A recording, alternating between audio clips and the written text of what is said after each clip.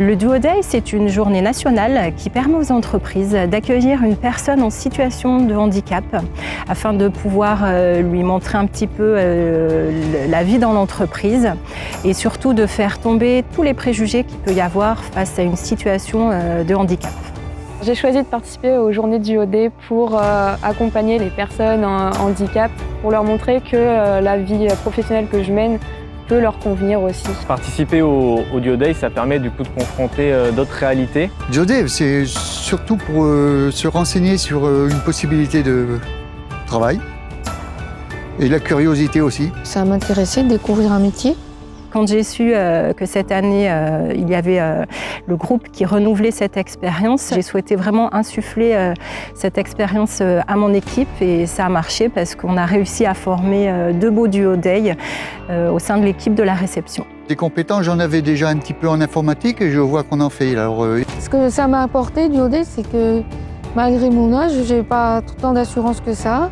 Et je me dis que les compétences que j'ai chez moi sont transférables sur mon lieu de travail.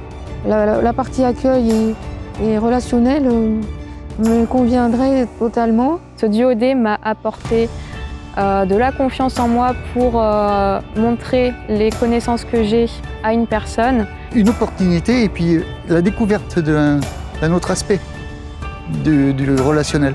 J'ai trouvé ça assez intéressant d'avoir un œil neuf et extérieur.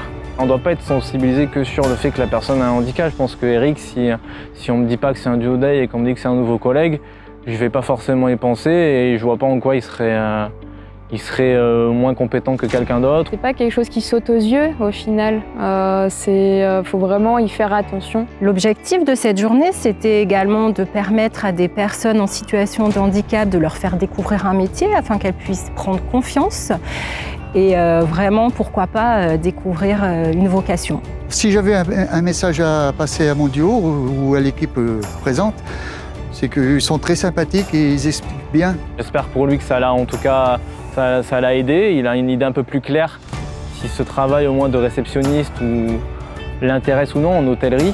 J'espère qu'il a passé quand même un bon moment. Lui dire que la personne qui m'a reçue a été très coopérative, très patiente et très sympathique. Si c'était à refaire, je le ferais sans aucun souci. Si c'était à refaire, ça c'est sûr que je le referais. Oui, et ici, de préférence, oui.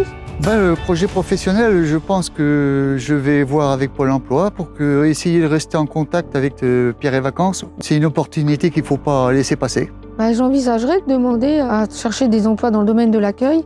Si je devais résumer aujourd'hui, les 3 mots, ce serait convivialité, Transmission, apprentissage, Richesse, efficacité, Sympathique, convivialité amabilité. bienveillante. et expérience à renouveler. J'invite vraiment tout le monde à la vivre au moins une fois dans sa vie.